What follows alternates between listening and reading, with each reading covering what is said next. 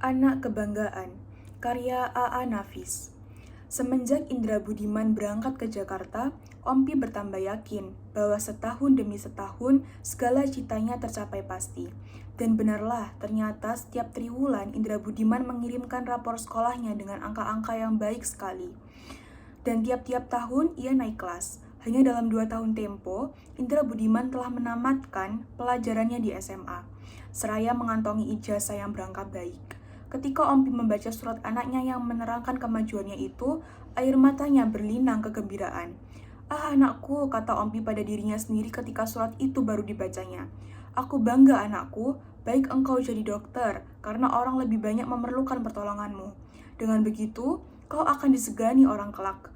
Oh perkara uang, mengapa 3.000 kau minta? 5.000 akan kukirimkan.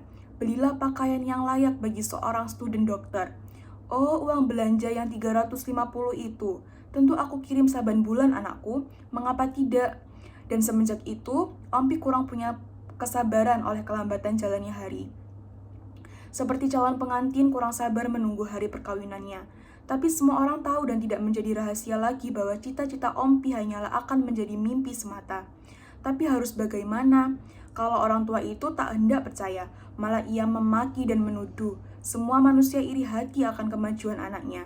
Dan ia mengirimkan uang lebih banyak tanpa memikirkan segala akibat. Dan itu hanya semata untuk menentang omongan yang membusukkan nama baik anaknya.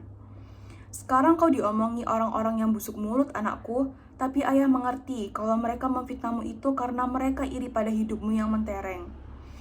Cepat-cepatlah kau jadi dokter, biar kita bisa sumpal mulut mereka yang jahat itu," tulisnya dalam sepucuk surat. Dan akhirnya, orang jadi kasihan pada Ompi. Tak seorang pun lagi yang mau membicarakan Indra Budimannya itu padanya.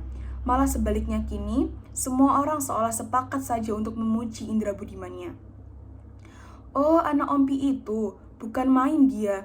Kalau tidak ke sekolah tentu ia menghafal di rumah," kata seseorang yang baru pulang dari Jakarta menjawab tanya Ompi. "Ke sekolah? Kenapa ke sekolah dia?" Ompi merasa tersinggung. "Menghafal dia katamu, kalau student tidak menghafal tapi studi, tidak ke sekolah tapi kuliah." "Oh iya Ompi, itulah yang kumaksudkan. Aku sudah kira Indra Budiman anakku anak yang baik. Ia pasti berhasil. Aku bangga sekali. Kau datanglah ke rumahku makan siang, aku potong ayam." Dan oleh perantau pulang lainnya dikatakan kepada Ompi, "Oh Indra Budiman itu, siapa yang tak kenal dia? Seluruh Jakarta kenal, seluruh gadis mengharapkan cintanya." Lalu Ompi geleng-geleng kepala dengan senyumnya. Bukan main. Indra Budiman anakku itu, ia memang anak tampan, perempuan mana yang tak tergila-gila kepadanya. "Datanglah kau ke rumahku nanti, ada oleh-oleh buatmu." Kemudian kalau Ompi jumpa sama gadis cantik yang dikenalnya, ditegurnya. "Hai, kau kenal anakku, student dokter. Nanti kalau ia pulang, aku perkenalkan dia sama kau, biar kau dipinangnya." Si gadis tentu saja merah mukanya karena merasa tersinggung. Tapi menurut Ompi, muka merah itu karena malu tersipu juga. Dan ia jadi tambah gembira. Tapi ketika Ompi tahu aku bakal kawin, dia dapat ilham baru. Dia pun merasa pula kini bahwa Indra Budimannya patut juga ditunangkan. Dan pada sangkanya, tentu Indra Budimannya akan gembira dan bertambahlah rajin menuntut ilmu. Sebagai imbangan budi baik ayahnya yang tak melupakan segala kebutuhan anaknya, Ompi mulailah menyelidiki orang-orang yang punya gadis cantik. Dan diharapkannya kedatangan mereka meminang Indra Budimannya. Karena di kampung kami, pihak wanita lah yang meminang.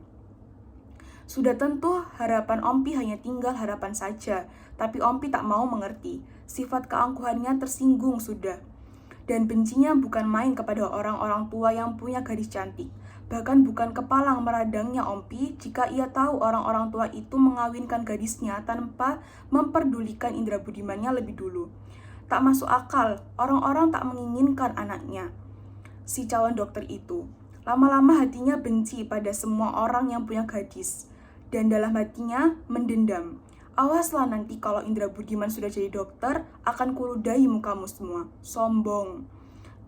Kepada Indra Budiman tak dikatakan kemarahannya itu. Malah sebaliknya, dikatakannya banyak sudah orang yang punya gadis cantik datang meminang. Tapi semua ditolaknya karena menurut keyakinannya, indera budimannya lebih mementingkan studi daripada perempuan. Apalagi seorang studi dokter tentu tak akan mau dengan gadis kampungan yang kolot. Pilihlah saja gadis di Jakarta anakku yang sederajat dengan titlemu kelak, penutup tulisannya. Celakanya, indera budimannya yang selama ini menyangka bahwa tak mungkin ia dimaui oleh orang kampungnya, lantas jadi membalik pikirannya. Ia jadi sungguh percaya bahwa sudah banyak orang yang melamarnya. Tak teringat olehnya bahwa bohongnya kepada ayahnya selama ini diketahui orang kampung semua. Lupa ia bahwa semua mata orang kampung yang di Jakarta itu selalu saja mencerminkan hidupnya yang bejat. Sejak itu, berubahlah letak panggung sandiwara. Jika dulu si anak yang membohong, si ayah yang percaya, maka kini si ayah yang menipu dan si anak yang percaya. Lalu si anak mengharapkan kepada ayahnya supaya dikirimkan foto-foto gadis yang dicalonkan. Untuk membuktikan kebenaran suratnya, Ompi mengirimkan foto gadis-gadis yang kebetulan ada padanya. Tidak peduli ia apa foto itu gambar dari gadis yang sudah kawin atau bertunangan. Bahkan juga tidak peduli ia apa gadis itu sudah meninggal. Ia kirim terus dengan pengharapan semoga anaknya belum berkenan. Dan alangkah gembiranya Ompi andai kata gambar-gambar itu tak sebuah pun yang berkenan di hati anaknya. Di samping itu, ia insaf juga bahwa kepalsuan sandiwaranya sudah tentu akan berakhir pada suatu masa. Anaknya pasti lama-lama tahu dan dengan begitu akan timbul kesulitan lain yang tak mudah diselesaikan.